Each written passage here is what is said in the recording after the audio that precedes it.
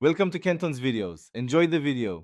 You start by confirming essentials, an Xbox account and cloud-eligible game access. Next, install a reputable VPN on your router or device and pick a nearby region to minimize latency. Once done, sign into Xbox. To check cloud availability while connected to the VPN. Make sure you have a payment method ready.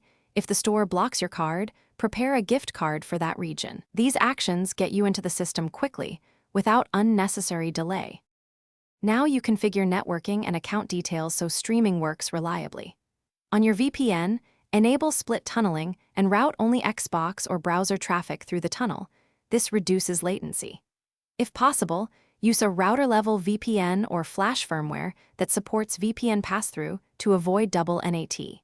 Then update your Xbox region and billing address to match the VPN region for purchases. Sign out and back in so changes propagate. These steps align routing and account info for a steady cloud session.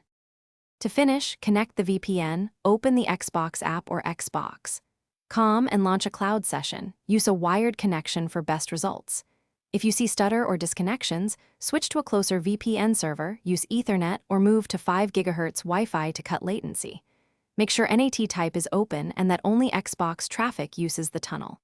If things still fail, clear caches, restart your router and device, and re-authenticate the VPN. That single troubleshooting step fixes most issues. Thanks for watching. Consider subscribing if we helped you.